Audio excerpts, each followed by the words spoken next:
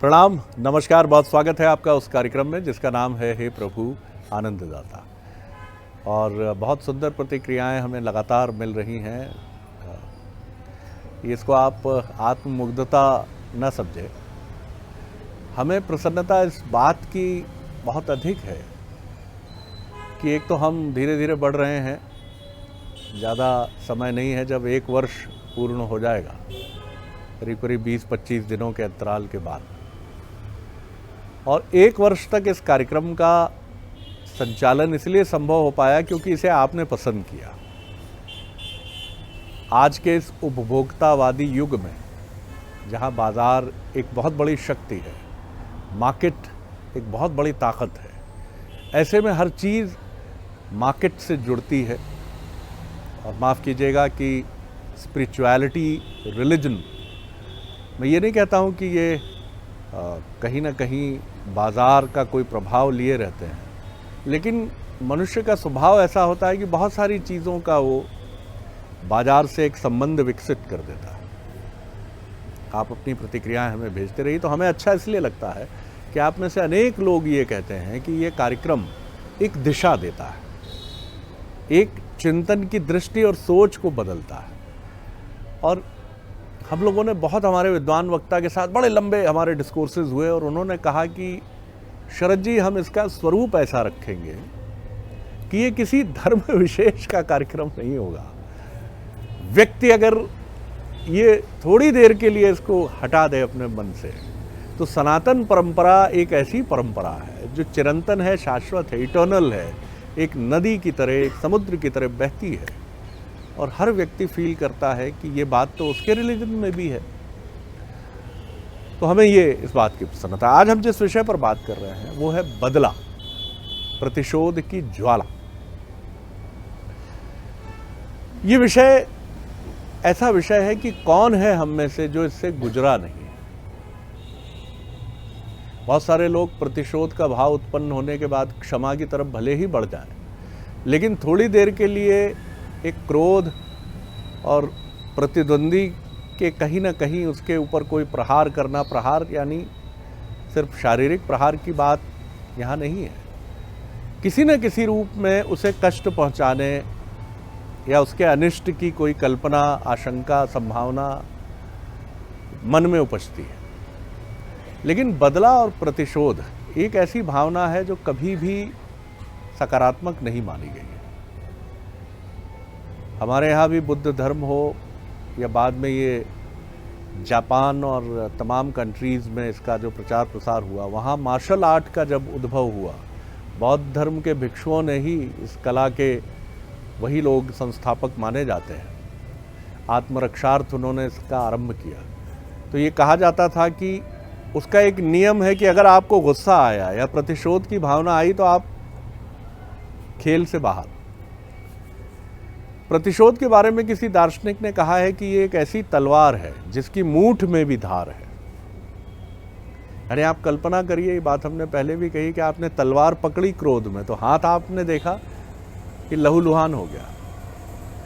और सलीम जावेद जब अपने बेहतरीन दिनों में फिल्में लिखते रहे तो उनके संवाद बड़े मकबूल होते थे, बड़े पॉपुलर होते थे। त्रिशूल का एक ऐसा ही संवाद है कि अमिताभ बच्चन साहब के हाथ में चोट लगी है और वो संजीव कुमार से हाथ मिलाते हैं, और वो संजीव कुमार के ही बेटे होते हैं। तो संजीव कुमार उनका हाथ, अपने हाथ में खून लगा देख कर कहते हैं, एक क्षण के लिए लगा कि ये मेरा अपना ही खून है। अब इसके कई मायने थे। प्रतिशोध भी यही है कि लहूलुहान अगर आप सामने वाले को करना चाहते हैं तो लहूलुहान आप खुद भी होते हैं। लेकिन प्रतिशोध क्यों, बचे कैसे, क्षमा ही क्या अंतिम विकल्प है, कुछ और भी रास्ते हैं? और प्रतिशोध क्या एक विकृत, कमज़ोर मन और व्यक्तित्व का परिचायक है? बहुत से प्रश्न हैं। चलेंगे विद्वान वक्ता प्रोफेसर डॉक्टर सुरेंद्र बिहारी गोस्वामी, भगवद गीता के अध्येता, मानस पर्वज्ञ। प्रणाम जी। आज आपने जो विषय लिया है वो विषय सुनने में एक शब्द का विषय है, प्रतिशोध। बोलचाल में बदला है और सहज बोलचाल में वैमनस्यता है जी। लेकिन मैं कहूं कि वो हमारे अंतर्चित्त में विद्यमान सबसे विषैला तत्व है, उसकी अपनी विशेषता है। उसकी अपनी विशेषता ये है कि जैसे ही वो तत्व सक्रिय होता है वैसे ही आपकी गतिशील जीवन की गाड़ी को रोक देता है। तब दुनिया चल रही होती है, आप रुक जाते हैं। सबसे पहले वो आपसे आपकी गतिशीलता छीन लेता है। तो आपका जो वेलोसिटी पावर है वो खत्म हो जाता है, आप वहीं रुक जाते हैं। दुनिया दौड़ने लगती है, आप रुक गए हैं अपनी जगह। ये तत्व जागृत होता है आपके अंतर्मन में ईर्ष्या नामक तत्व से, जो ईर्ष्या एक द्वेष का स्वरूप लेती है, और द्वेष जब संपूर्णता के साथ प्रकट होता है तो वो प्रतिशोध की अग्नि में परिवर्तित हो जाता है। वो एक अग्नि होती है जो प्रकट हो जाता है। दूसरा, इसके आते ही आप अधर्मी हो जाते हैं। ध्यान रखिए, आप धर्मच्युत हुए। जैसे ही प्रतिशोध आपके अंतर्चित्त में आया, धर्म आपसे तिरोहित हो गया। अब धर्म तिरोहित हो गया तो आप सहज नहीं रहे, आप सहिष्णु नहीं रहे, आप सरल नहीं रहे, आप गतिशील नहीं रहे, आपके जीवन का लक्ष्य खत्म हो गया। लक्ष्य ही धर्म है, ध्यान रखिए। धर्म वो पथ है जो आपको लक्ष्य तक पहुंचाता है। अब हमारे यहाँ मुंडक उपनिषद में एक बहुत अच्छी बात कही है, अलग अलग उपनिषदों में भी इसका चिंतन किया गया है। सबसे परम धर्म अहिंसा परमो धर्मा। उत्तर रामायण में, रामचरितमानस के उत्तर कांड में जब ये प्रश्न किया उन्होंने काकभूषण जी से, गरुड़ जी ने, तो उनके प्रश्न में भी ये बात थी। उन्होंने कहा था सबसे परम धर्म कौन सा है। वो प्रश्न करते हैं सबसे परम धर्म कौन सा है। तो काकभूषण जी कहते हैं, हे पक्षीराज, संसार का श्रेष्ठतम धर्म है अहिंसा, इससे बड़ा धर्म नहीं है। अब प्रतिशोध अपने आप में उसका स्वरूप ही हिंसक है। आपने अभी कहा दुधारी तलवार हो गई, मूठ में भी धार है उसके। मतलब आपको सबसे पहले आपके जीवन से शांति को भंग कर देता है, आपकी गतिशीलता रोक दी, आपकी शांति को भंग कर दिया, आप एक कुंठित स्वरूप में प्राप्त हो गए। बिल्कुल आप ठीक कह रहे हैं। मैंने कई एक विक्षिप्त और एक अजीब सी मनोदशा से संचालित लोगों को देखा है जिनके मन में प्रतिशोध का भाव होता है। बुद्धिनाशात प्रणश्यते, सबसे पहले वो आपकी बुद्धि पर आक्रमण करता है ना। जब तक आप गतिशील नहीं रहेंगे, बुद्धि खत्म हो गई। बुद्धि खत्म हो गई तो आप कुंठित हो गए। आप कुंठित हो गए तो आपका स्वरूप ही प्रतिकूल हो गया। मतलब आप प्रतिकूलता के पर्याय बन गए। अब आप सोते जागते उठते बैठते केवल आपको वही दिखाई पड़ रहा है। ध्यान रखिएगा, मृत्यु से ज्यादा कष्टकारी है प्रतिशोध की अग्नि। मृत्यु की अग्नि तो, मृत्यु तो आई और चली गई। एक क्षण मात्र में, आपकी एक निमिष मात्र में, एक लौ मात्र में आपकी जीवन की ही लीला समाप्त हो गई ना। लेकिन प्रतिशोध में तो प्रतिक्षण मृत्यु की वेदना आपको शामिल है। प्रतिशोध का उत्तरार्ध सुखद नहीं है। आपका प्रतिशोध संकल्प यदि पूर्ण हो भी जाता है किसी की प्रतिकूलता के लिए, उसके बाद भी आपके जीवन में शांति नहीं मिलती। आप और अशांत हो जाते हैं, क्योंकि आप रुक चुके हैं, आपकी बुद्धि नष्ट हो गई है, आपके जीवन से शांति भंग हो गई है। तो आप तो अगंतव्य के यात्री हो गए ना, जहाँ कहीं जाना ही नहीं है आपको। प्रतिशोध है जैसे दो गाड़ियों की भिड़ंत, इतनी भीषण भिड़ंत जिसमें दोनों वाहन चकनाचूर हो गए और लहलुहान से छत विछत पड़े हुए लोग, वो प्रतिशोध की दशा है। आपके जीवन में आते ही आप छत विछत हो गए। पूर्वग्रह का चरम आपके, आप घट घट में उसी के दर्शन करने लगते हैं। हमारे यहाँ प्रतिशोधियों के दो तीन पुराणगत बड़े अच्छे उदाहरण हैं। शिशुपाल चंदेली के राजा दमघोष का पुत्र है। चंदेली मध्य प्रदेश में है। कितना सुंदर पराक्रम है, आप ध्यान रखिएगा, कितना सुंदर पराक्रम है। कृष्ण की बुआ का लड़का है। आहा, क्या भाग्य है उसका। कृष्ण की सगी बुआ वसुदेव जी की बहन का पुत्र है। इससे ज्यादा गौरवान्वित जीवन क्या हो सकता है। लेकिन प्रतिशोध आ गया। प्रतिशोध की उत्पत्ति कहाँ होती है? रूप से। देखिए, नरस्य भूषणम रूपम, सबसे पहले आंखों से प्रतिशोध आता है। आंख का नाम मैंने आपको बताया था प्रतिष्ठा, मान सम्मान, छोटा बड़ा, ऊंच नीच, जहां से द्वैत दृष्टि आई प्रतिशोध उत्पन्न हो गया। नरस्य भूषणम रूपम, रूप आपको प्रतिशोध में डाल देता है। रूप की अग्नि जो है प्रतिशोध को उत्पन्न कर देती है। तो जैसे ही आपने रूप को देखा तो आप स्वरूप से विस्मृत हो गए। आपके आकर्षण में केवल रूप है। अब रूप है ना जो दिख रहा है, यद दृष्टम, आप भूल गए तद नष्टम। आप प्रतिशोध नष्ट होने वाले से ले रहे हैं। आपको भ्रम है मैं इसको मारूंगा तभी ये मरेगा। वो तो अपनी मृत्यु को प्राप्त कर जाएगा। तुलसी ऐसे लोगों को सावधान करते हुए लिखते हैं, आप ही मिट जाएंगे कर कर खोटे काम। अंग्रेजी में कहावत है वेट एंड सी। लेकिन आप संयमी नहीं है ना, बुद्धिमान संयमी होता है। आपकी बुद्धि तो चली गई, बुद्धि का हरण हो गया। तो नरस्य भूषणम रूपम। तो इतना अच्छा जीवन प्राप्त करने के बावजूद भी उसके अंतर मन में वैमनस्यता जागृत हो गई कृष्ण के प्रति। परमात्मा किसी के शत्रु नहीं है। कृष्ण ने अपने संपूर्ण अवतरण काल में किसी से शत्रुता की ही नहीं। शत्रुता उन लोगों ने की जो रोधी प्रवृत्ति के थे, जिनके अंतर्मन में द्वेष था, तो वो प्रतिशोध की ज्वाला में स्वयं ही जल गए। कृष्ण कभी किसी से, परमात्मा किसी के शत्रु हो सकते हैं। करें? आप ध्यान रखिए, एक सुंदर सी दीवार में नाना प्रकार के चित्र हैं। अब आपका मन करे कि मैं इसमें सर मारूं, तो वो चित्र थोड़ी आपको सर मारने के लिए कह रहा है। आपने सुंदर चित्र में अपना सर मार दिया है। बहुत अच्छी बात। आप आसमान को देखकर कहते हैं कितना सुंदर खुला खुला दिख रहा है, एक पत्थर मारूं तो पत्थर तो तुम्हारी सर में आके गिरेगा। आसमान की तुम्हारे से क्या शत्रुता है? अनंत की कहीं शत्रुता नहीं है, प्रकृति की किसी से शत्रुता नहीं है। आप अपने प्रकृति के प्रतिलोम आचरण करने लगते हैं प्रतिशोधी हो जाने के बाद। मनुष्य को प्रतिशोध लेने का अधिकार नहीं है। मनुष्य की सामान्य दिनचर्या में मनुष्य प्रतिशोधी है ही नहीं। आप अपनी प्रकृति के विरुद्ध आचरण करते हैं। आप अपनी प्रकृति के क्यों नहीं कर सकता? मनुष्य प्रतिशोध की पात्रता क्यों नहीं रखता? क्योंकि उसके पास वाणी है।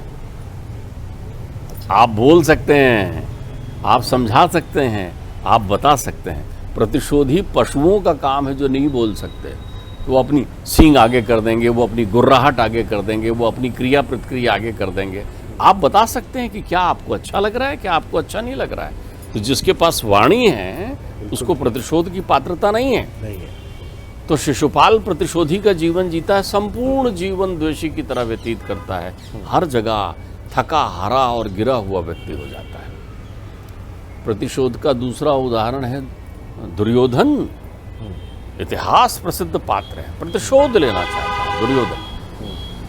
ध्यान रखिएगा, प्रतिशोध में यदि सृजनशीलता हो, संबंध हो किसी प्रकार का, तो परमात्मा भी ऐसे प्रतिशोध का आदर करते हैं।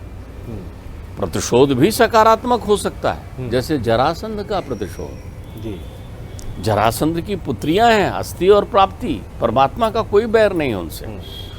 परमात्मा जो हैं द्वेषी दैत्य के रूप में कंस का वध करते हैं।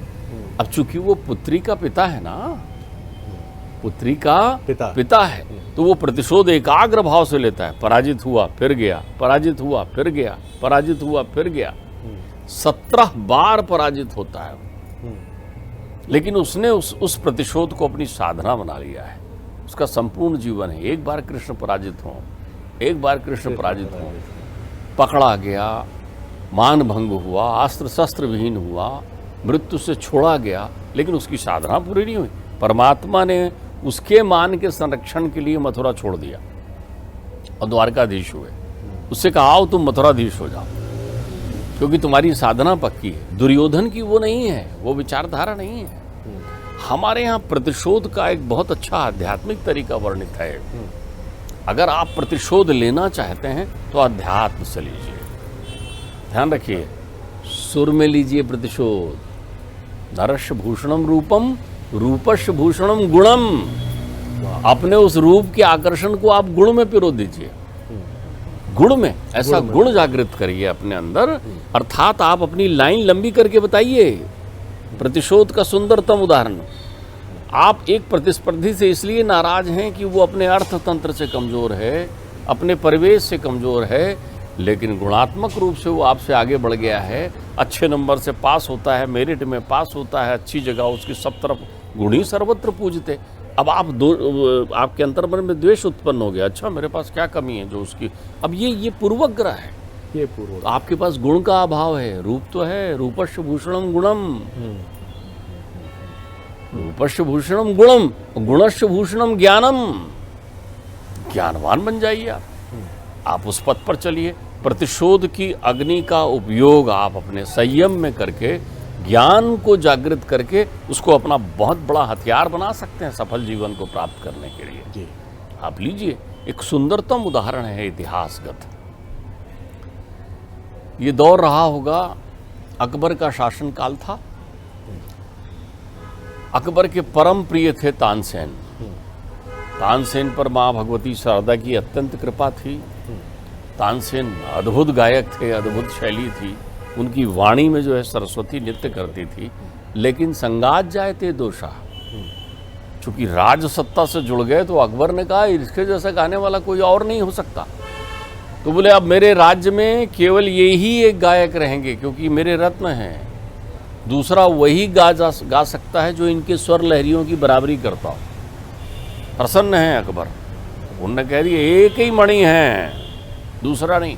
अगर किसी ने भी गीत संगीत किया और वो इससे स्तर में कम हुआ तो उसको जो है मृत्यु दंड दे दिया जाएगा। घोषणा हो गई चौंगोर। तानसेन भी बड़े अहम भाव को प्राप्त हो गए कि आहा, सुंदर बरसात का समय था, ऐसे ही सावन, बारिश की जैसी झड़ी लगी तो गांव से आते हुए यात्रियों के एक दल ने एक मंदिर में शरण ली और वहां बैठकर संकीर्तन करने लगे, जोर जोर से गाने लगे, बजाने लगे, आनंद में हो गए। परमात्मा की कृपा है। उस आनंद में उन्हें ये विदित नहीं रहा कि यहाँ क्या राज आज्ञा है। सिपाही पकड़ के ले गए। 8-10 जितने लोग थे सबको बादशाह ने कहा कि तुम लोग ये कोई गाते हो, ये गायन की शैली है। सबको मृत्यु दंड घोषित कर दिया गया। देखिए, आप कथा का सार समझिए। उनको कहा यदि तानसेन आपको मना कर दें तो प्राणदंड बच सकता है। तानसेन बादशाह के सामने इतने सक्षम नहीं थे, क्योंकि उनके मना करने का अर्थ होता है बादशाह की आज्ञा का अवज्ञा करना। तो उन्होंने कहा ये बालक छोटा दिखता है, इसको छोड़ दें। एक बालक को, इसको छोड़ दें, बाकी सब अपनी गति को प्राप्त हो गए। वो बालक अनाथ हो गया। 10 वर्ष का वो बालक इधर उधर भटकता हुआ पहुंचा कहाँ? ब्रजधाम की यात्रा की उसने। उन सड़कों से पहुंचता हुआ वो वहाँ ब्रज की शरण में पहुंच गया। एक झोपड़ी में रात बैठे हुए रोने लगा जोर जोर से कि मेरे पिता नहीं है, माता नहीं है। आप तो कहते थे पिताजी कि वो परमात्मा सबका है, कहाँ है वो? मेरा कौन है अब सहारा? तभी खड़ाऊं की आवाज़ आई और एक सन्यासी प्रकट हुए। उन्होंने कहा मैं तेरा सहारा हूँ। तो बोले तुझे क्या? बोले प्रतिशोध लेना है मुझे। बोले अच्छा, प्रतिशोध की अग्नि इतनी तेज है? बोले हाँ, जिनने मेरे माता पिता की हत्या की है, हिंसा की है, उनसे प्रतिशोध लेना है मुझे। वो पूरा वृतांत बताते हैं। उस वृतांत को सुनकर वो प्रसन्न हो जाते हैं हरिदास जी। वो कहते हैं देख भाई, तू अपना प्रतिशोध ले लेना, 12 वर्ष इस प्रतिशोध को भूल जा, मेरे साथ साधना कर, कठिन तप, यदि ये प्रतिशोध पूरा करना है। देखिए, प्रतिशोध की अगन का सृजनशील उपयोग। 12 वर्ष वो दुनिया से विरक्त हो गया, गुरु के चरणों में लगा रहा, ऐसा सरगम सीखा, ऐसा गीत गाया, ऐसा गाना गाया, ऐसे संगीत को जीवन में आत्मसात किया कि जब सितार में उसकी उंगलियां थिरकती थी, वीणा में, तो उंगलियां थिरकने पर पशु पक्षी इत्यादि वहीं स्तंभित हो जाते थे। जब उसकी स्वर लहरियां बहती थी तो हवा भी रुक जाती थी। इतना स्तंभन करने वाला वो गुरुदेव के चरणों में पहुंचा। उन्होंने कहा गुरुदेव ने सारी परीक्षाएं जब पूर्ण हो गई तो गुरुदेव ने कहा अब गुरु दक्षिणा दे दे। तो वो कहते हैं आप जो कहें गुरुदेव, सर्वस्व आपके श्री चरणों में है। तो बोले अपना बदला भूल जा, अपना प्रतिशोध भूल जा, ये गुरु दक्षिणा दे। ध्यान रखिएगा, ज्ञानस्य भूषणम क्षमम, ज्ञान का भूषण है क्षमा। प्रतिशोध की अग्नि को क्षमा के वेग से शांत कर सकते हैं आप, शीतल वेग से। तो तब वो अपने गुरुदेव की तरफ निहारा, शब्द कुछ नहीं कर सकता था क्योंकि गुरुदेव का ही सब ज्ञान था। उसने कहा जी गुरुदेव, जो आज्ञा। क्षमा का आभूषण पहनकर वो आगरा की सड़कों पर गाता हुआ निकला। तो सब लोगों ने कहा आज कौन आ गया है फिर से कुर्बान होने के लिए, आवाज़ सुनकर। लेकिन जो उसके पास गया वो वहीं स्तंभित हो गया। जिसने उसे सुना वो बावला हो गया। बाजार रुक गया, सड़कें थम गई, क्योंकि आज बैजू बावरा गा रहा था। आज बैजू बावरा गा रहा था। सारे लोग स्तंभित होकर खड़े हो गए, उसके पीछे ही चलने लगे। वो गाते गाते उस भवन के सामने रुक गया जिस भवन में तानसेन का महल था। तानसेन बाहर निकले, उनके अंतर्चित्त में वो अभिमान जागृत था। उन्होंने कहा, कौन आ गया आज, किसने अपनी शामत बुला ली है। वो अपने गाने की स्वर लहरियां रोक कर खड़ा हो गया। उनने कहा, आपके साथ गाना गाना चाहता हूँ। बोले, तुम्हें मालूम है ना शर्त यहाँ क्या है। बोले, शर्त जो भी हो, मैं तो आपके साथ संगीत का अभ्यास करना चाहता हूँ। बादशाह सलामत का दरबार लगा। दूसरे दिन बैठे दरबार में अकबर, ऊंचे पीढ़े पर बैठे तानसेन, छोटे पीढ़े पर बैठे बैजू बावरा। बैजू बावरा ने अपनी वीणा की धुन बजानी शुरू की। वीणा लेकर गाते थे वो। जैसे ही वीणा की धुन में वो मग्न हुए तो आसपास के जंगलों के परिवेश से निकलकर हिरणों का एक पूरा काफिला उनके आसपास आकर रुक गया। स्तंभित वो सुन रहे थे। तब बैजू बावरा ने अपने गले में पहनाई हुई उस माला को उस हिरण के गले में पहना दिया, और जैसे ही उन्होंने वीणा बंद किया वो हिरण चली गई जो सुन रहे थे उनमें। अब बैजू बावरा ने हाथ जोड़कर तानसेन से कहा, आप अब उस हिरण को बुला दें, मेरी माला दिला दें।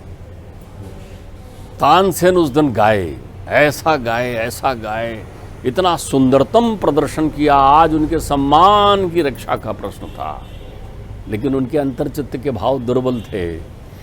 ये क्षमा के आभूषण से रंगा हुआ था, वो अपराध के पक्ष में खड़े हुए थे। गाते रहे, हिरण नहीं आई, वो माला वापस नहीं मिल पाई। तो बैजू बावरा से उन्होंने झल्ला कर कहा, जब वीणा की तारें टूट गई, तो उन्होंने कहा कि ये एक संयोग होगा, निकल रहे होंगे कहीं से, हिरण का झुंड आ गया तुम्हारे पास। तो बोले, मैं अपनी माला खुद बुला लूं? बोले, बुलाओ। फिर उन्होंने अपना तान छिड़ा और वही हिरण आ गई और वो माला उन्होंने धारण कर लिया। निर्णय की घड़ी थी। ये सुनिश्चित था कि तानसेन को अपने प्राण देने होंगे। बैजू बावरा खड़े थे, तानसेन पसीने से भीगे हुए तरतर। कि अब जीवन में कौन सी घड़ी में पहुंच गए हैं। उन्होंने बैजू बावरा की तरफ कातर नज़रों से देखा, जैसे वो कह रहे हों कि आज मुझे छोड़ दो। बादशाह सलामत ने कहा, सजा तो वही है जो निश्चित है। बैजू बावरा ने हाथ दिया, गले से माला निकाली, तानसेन के गले में पहनाया, प्रणाम करते हुए कहा, यदि मुझे उपकृत करना है तो यही करिए कि आज से ये निर्णय बदल दीजिए। उन्होंने कहा, तत्क्षण ये निर्णय बदल दिया जाता है, अब ऐसा नहीं होगा। तानसेन ने कहा, मैं तुम्हारा आभारी हूँ, तुमने मुझे प्राण दान दिया। बोले, नहीं, ये मैंने अपना बदला पूरा किया। आज से वर्षों पहले एक 10 साल के बच्चे को आपने प्राण से मुक्त कर दिया था, आज मैंने उसका बदला पूरा किया। तो अध्यात्म कहता है कि तुम अपनी प्रतिशोध की अग्नि को, अपनी उन कमियों को पूरा करने की दिशा में लगाइए, और ये तब तक संभव नहीं है जब तक क्षमा का संबल तुम्हारे पास। बहुत सुंदर, और इस कथा ने तो समा ही बांध दिया। और सही बात है कि किसी ने किसी को कितना भी प्रताड़ित किया, लेकिन क्षमा से बढ़िया उपचार न पीड़ित व्यक्ति के पास है और न जो आरोपों के दायरे में कटघरे में खड़ा व्यक्ति है उसके लिए। और इसीलिए कहा जाता है कि क्षमा से बड़ी सजा भी कोई नहीं है। अक्सर यूरोप में वो समय होता था जब डुएल लड़ी जाती थी और दो पक्ष जिनके बीच में द्वंद्व है वो बंदूकें अपने अपने सीने से सटाए हुए एक दूसरे की तरफ पीठ करके कुछ कदम चलते थे, और पलटकर जो जल्दी गोली चलाता था वो अपने प्रतिद्वंद्वी का खात्मा करता था। लेकिन ऐसे ही मौके पर अगर आप अपने किसी शत्रु को छोड़ देते थे, उसको गोली ऐसी जगह मारते थे जहाँ उसकी मृत्यु नहीं होती है, तो वो गिड़गिड़ाता था कि मुझे मार दो, जिंदा रहकर मैं ये बात कभी नहीं भूल पाऊंगा कि तुमने मुझे प्राणदान दिया है। तो देखिए आप, कितनी विचित्र बात है कि प्रतिशोध इतना हावी है मस्तिष्क में कि आपको लगता है कि जीवन बोझ है। शेक्सपियर ने तो पूरा अपना साहित्य इसी पर केंद्रित रखा है। लेकिन क्षमा से बड़ा जो वीरों का आभूषण, जैसा डॉक्टर गोस्वामी ने हमें बताया है, बहुत सुंदर बात है।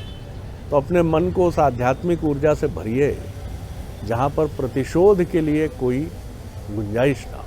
बहुत आनंद आया गोस्वामी जी, प्रणाम कर रहा हूँ। अगले एपिसोड में एक और विषय लेकर उपस्थित होंगे। प्रणाम, नमस्कार।